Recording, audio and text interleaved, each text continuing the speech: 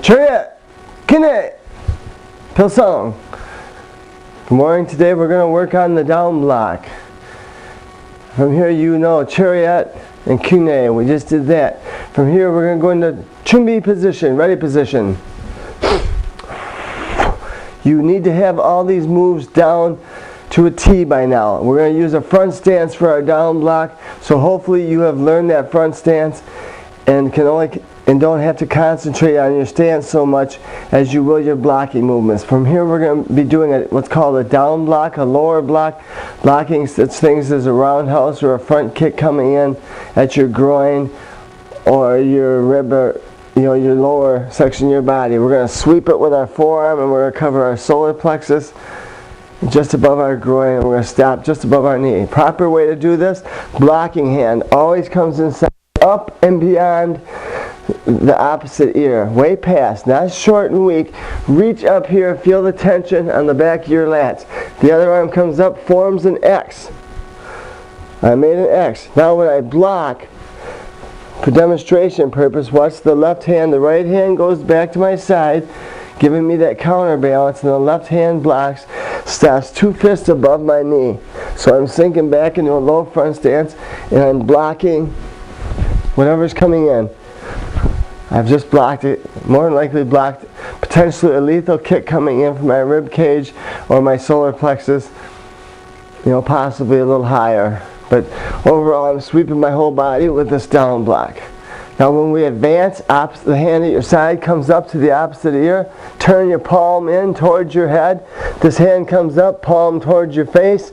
You advance in your nice front stance, proper. Then you exchange the hands again. Right arm blocking, left hand coming back to your side. You're going to have to concentrate and work on this. The right hand comes here, it turns, and as it turns at the end of your block, it adds a little extra snap to the block. So you come in here, you turn it, bring it down forward, and snap it out. But it's all in one motion. So you twist it out at the end. The other hand comes back as a back elbow strike in case you got an opponent coming up behind you. Retreating is more than likely when you'll use this. Slide that front foot back, let the weight drop on the front foot. By now your left hand has come up to its opposite ear. Your right arm has formed an X. From here you block.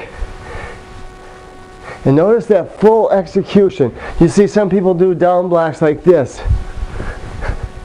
Very weak, very lame. It's not conditioning.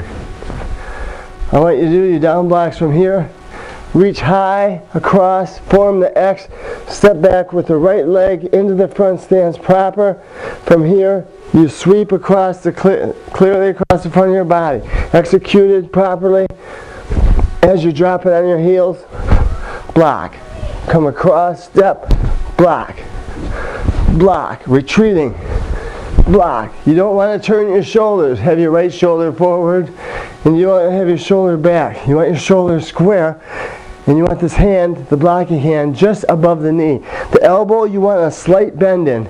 You do not want to swing with a locked elbow. In case you catch a roundhouse kick, you will hyperextend your elbow. You always want a slight bend and a bit of tension on that bent elbow. So when you do hit, it doesn't snap at that breaking point. By catching a roundhouse directly on a locked elbow, you sprain and destroy lots of tendons and bones and joints that way. So remember when we do this block, always keep the elbow slightly bent.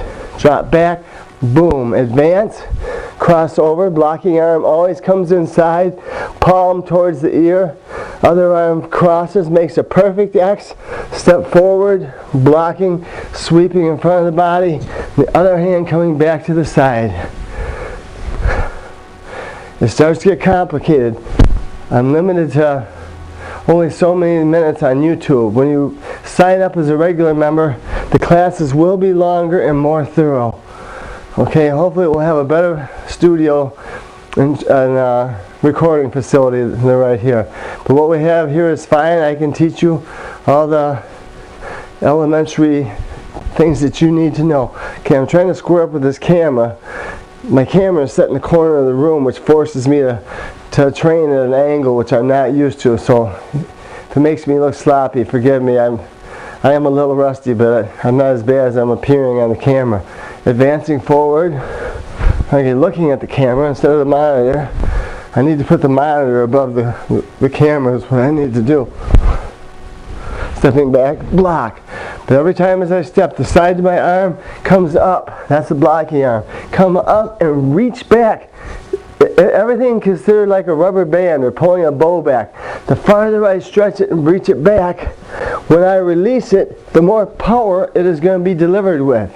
That goes for everything from a knife hand strike from here or from here, which is going to be more effective. Everything you do, an up block from here or from here, which is going to be more effective and powerful. Long and powerful and strong movements. We train that way, we develop that way. So when the time comes, our movements are short, crisp, effective, but so powerful because we've trained them properly.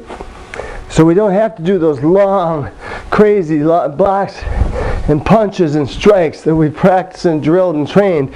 Now we use practical applications, short blocks, quick, fast things that work. Same with punching and techniques. Everything is short and quick and to the point. And you'll learn the difference, when to do what and when to do the other.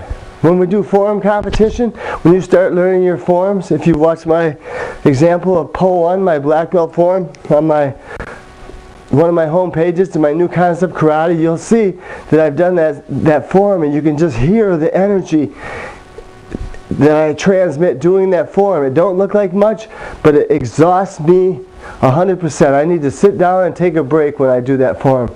It takes everything out of me. As these simple workouts should be for you. If this is too easy for you, you're doing a whole bunch of things wrong. You could be starting with a weak stance where your legs are locked and you're not holding anything. Bend that front knee, turn that back heel out, and get that stance long and strong. When you do your blocks, reach all the way across.